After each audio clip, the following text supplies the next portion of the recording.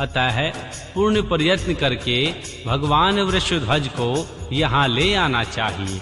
भगवान शंकर के पदार्पण करते ही यह यज्ञ पवित्र हो जाएगा, अन्यथा यह पूरा नहीं हो सकेगा। यह मैं सत्य कहता हूँ। महर्षि दधीचि का यह वचन सुनकर दुष्ट बुद्धि वाले मूढ़ दक्ष ने हंसते हुए रोष पूर्वक कहा, भगवान विष्णु संपूर्ण देवताओं के मूल हैं, जिनमें सनातन धर्म प्रतिष्ठित है। जब इनको मैंने सादर बुला लिया है, इस यज्ञ कर्म में क्या कमी हो सकती है, जिनमें वेद यज्ञ और नाना प्रकार के समस्त कर्म प्रतिष्ठित हैं। वे भगवान विष्णु तो यहाँ आ ही गए हैं। इनके सिवा सत्यलोक से पितामह श्री ब्रह्मा वेदों, उपनिषदों और विविध आगामों के साथ यहाँ पधारे हैं। देवगणों के साथ स्वयं देवराज इंद्र का भी शुभ आगमन हुआ है, तथा आप जैसे निष्पाप महर्षि भी यहाँ आ गए हैं। जो महर्षि यज्ञ में सम्मिलित होने के योग्य, शांत और सुपात्र हैं, वेद और वेदार्थ तत्व को जानने वाले हैं और दृढ़ता पूर्वक व्रत का पालन करते हैं, वे सब और स्वयं आप भी यहाँ पदार्पण कर चुके हैं। तब हमें यहाँ रुद्र से क्या प्रयोजन है? विप्रवर, मैंने श्री ब्रह्मा जी के कहने से ही अपनी कन्या रुद्र को ब्याह दी थी। वैसे मैं जानता हूँ हर कुलीन नहीं है, उनके न माता है न पिता है। वे भूतों और प्रेतों और पिशाचों के स्वामी है, अकेले रहते हैं। उनका अतिक्रमण करना दूसरों के लिए अत्यंत कठिन है। वे आत्म प्रशंसक, मूढ़, जड़, मौनी और ईर्ष्यालु हैं। इस यज्ञ कर्म में बुलाए जाने योग्य नहीं हैं, इसलिए मैंने उनको यहाँ नहीं बुलवाया। अतः दधीचि जी, आपको फिर कभी ऐसी बात नहीं कहनी चाहिए। मेरी प्रार्थना है आप लोग सब मिलकर मेरे इस महान यज्ञ को सफल बनावें। दक्ष की यह बात सुनकर दधीचि ने समस्त देवताओं और मुनियों के सुनते हुए सारंगभृत बात कही। श्री दधीचि बोले, दक्ष, उन भगवान शिव के बिना यह महान यज्ञ अयज्ञ हो गया है। अब यह यज्ञ कहलाने योग्य ही नहीं रह गया। विशेषतः है इस यज्ञ में तुम्हारा विनाश हो जाएगा। ऐसा कहकर महर्षि दधीचि दक्ष की यज्ञशाला से अकेले ही निकल पड़े और तुरंत अपने आश्रम को चल आए। तदनंतर जो मुख्य शिव भक्त वहां शिव के मत का अनुसरण करने वाले थे, वे सभी दक्ष को वैसा ही शाप देकर तुरंत वहां से निकले और अपने आश्रमों को चले गए। मुनीश्वर दधीचि तथा दूसरे ऋषियों के उस यज्ञ मंडल से निकल जाने पर दुष्ट बुद्धि शिवद्रोही दक्ष ने उन मुनियों का उपहास करते हुए कहा। दक्ष बोले, जिन्हें शिव ही प्रिय हैं, वे नाम मात्र के ब्राह्मण दधीचि चले गए। उन्हीं के समान जो दूसरे थे, वे भी मेरी यज्ञशाला से निकल गए। यह बड़ी शुभ बात हुई। मुझे सदा ही अभिष्ट है, देवेश और देवताओं और मुनियों, मैं सत्य कहता हूँ। जिनके चित्त की विचार शक्ति नष्ट हो गई है, जो मंद बुद्धि और मिथ्यावाद में लगे हुए हैं, ऐसे वेद बहिष्कृत दुराचारी लोगों को यज्ञ कर्म से त्याग देना ही चाहिए। भगवान विष्णु आदि आप सब देवता और ब्राह्मण वेदवादी हैं, अतः मेरे इस यज्ञ को शीघ्र ही सफल बनावे। श्री ब्रह्मा जी कहते हैं, दक्ष की यह बात सुनकर भगवान शिव की माया से मोहित हुए समस्त देवऋषि उस यज्ञ में देवताओं का पूजन और हवन करने लगे। मुनीश्वर नारद, इस प्रकार उस यज्ञ को शाप मिला, उसका वर्णन किया गया है। उस यज्ञ के विध्वंस की घटना को बताया जाता है, आदर पूर्वक सुनो। अध्याय 27। राजा दक्ष का यज्ञ समाचार पा देवी सती का भगवान शिव से वहां चलने के लिए अनुरोध करना।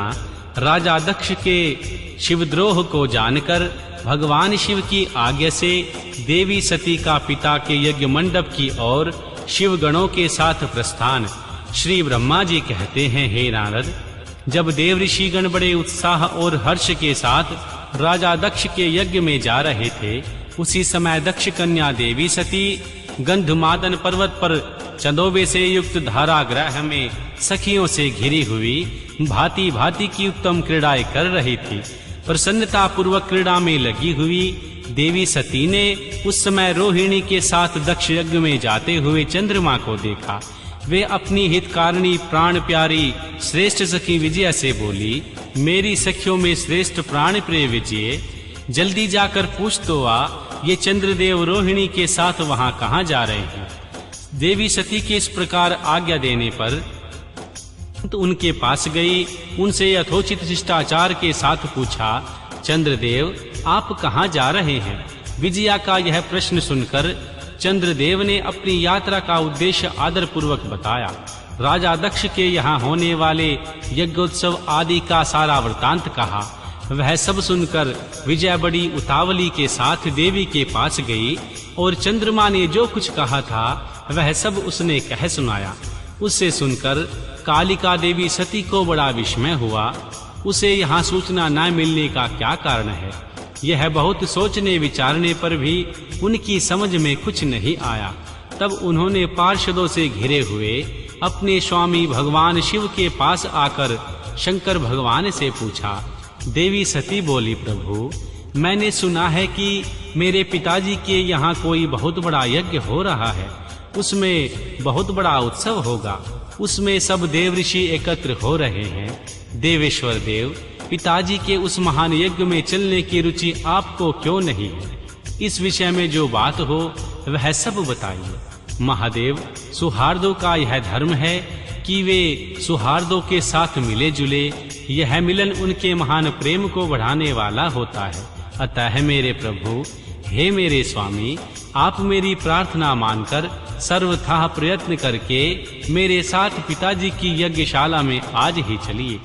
देवी सती की यह बात सुनकर भगवान महेश्वर देव, जिनका हृदय राजा दक्ष के बाणों से घायल हो चुका था, मधुर वाणी में बोले, देवी तुम्हारे पिता दक्ष मेरे प्रति विशेष द्रोही हो गए हैं।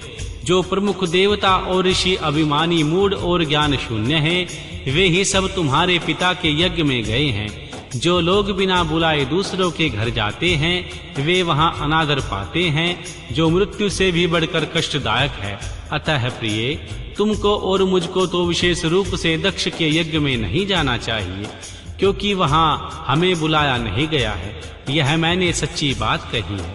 महात्मा महेश्वर के ऐसा कहने पर देवी सती रोषपूर्वक बोली, हे शंभु, आप सबके ईश्वर हैं, जिनके जाने से यज्ञ सफल होता है। उन्हीं आपको मेरे दुष्ट पिता ने इस समय आमंत्रित नहीं किया। प्रभु, उस दुरात्मा का अभिप्राय क्या है, वह सब मैं जानना चाहती हूँ। साथ ही वहां आए हुए संपूर्ण दुरात्मा देव ऋषियों के मनोभाव का भी पता लगाना चाहती हूँ। अतः प्रभु, मैं आज ही पिता के यज्ञ में जाती हूँ। नाथ, आप मुझे वहां जाने की आज्ञा दें। देवी सती के ऐसा कहने पर सर्वज्ञ, सर्वद्रष्टा, सृष्टिकर्ता, कल्याण स्वरूप साक्षात भगवान रुद्र उनसे इस प्रकार बोले। भगवान शिव ने कहा, उत्तम व्रत का पालन करने वाली देवी, यदि इस प्रकार तुम्हारी रुचि वहां अवश्य जाने के लिए हो गई है, तो मेरी आज्ञा से तुम शीघ्र अपने पिता के यज्ञ में जाओ। यह नंदी वृषभ सुसज्जित है। तुम एक महारानी के अनुरूप राजोपचार साथ लेकर इस पर सवार हो बहुसंख्यक प्रथम गणों के साथ यात्रा करो। इस विभूषित वृषभ पर आरूढ़ हो। रुद्र के इस प्रकार आदेश देने पर सुंदर आभूषणों से अलंकृत सती देवी सब साधनों से युक्त हो पिता के घर की ओर चली।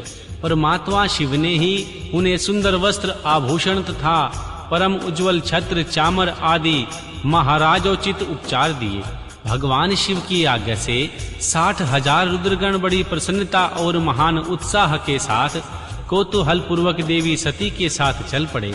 उस समय वहां यज्ञ के लिए यात्रा करते हुए सब और महान उत्सव होने लगा। महादेव जी के गणों ने शिवप्रिया देवी सती के लिए बड़ा भारी उत्सव रचाया। वे सभी गण कौतूहल पूर्ण कार्य करने तथा सती और भगवान शिव के यश को गाने लगे। भगवान शिव के प्रिय और महान वीर प्रथम गण प्रसन्नता पूर्वक उछलते कूदते चल रहे थे। माँ जगदम्बा के यात्रा काल में सब प्रकार से बड़ी शोभा हो रही थी। उस समय जो सुखद जय जयकार आदि का शब्द प्रकट हुआ, उससे तीनों लोक गूंज उठे। अध्याय 28। यज्ञशाला में भगवान शिव का भाग न देखकर देवी सती के रोषपूर्ण वचन, राजा दक्ष द्वारा भगवान शिव की निंदा सुनकर दक्ष तथा देवताओं को धिक्कार फटकार कर देवी सती द्वारा अपने प्राण त्यागने का निश्चय। श्री ब्रह्मा जी कहते हैं, हे नारद, दक्ष कन्या देवी सती उस स्थान पर गई। वह वहां महान प्रकाश से युक्त हो यज्ञ हो रहा था। वहां देवता, असुर और मुनीश्वर आदि के द्वारा कौतूहलपूर्ण कार्य हो रहे थे। देवी सती ने वहां अपने पिता के भवन को नाना प्रकार की आश्चर्यजनक वस्त्रों से संपन्न, उत्तम प्रभा से परिपूर्ण, मनोहर तथा देवताओं और ऋषियों के समुदाय से भरा हुआ देखा। देवी सती भवन के द्वार पर जाकर खड़ी हुई और अपने वाहन नंदी से उतरकर अकेली ही शीघ्रता पूर्वक यज्ञशाला के भीतर चली गई।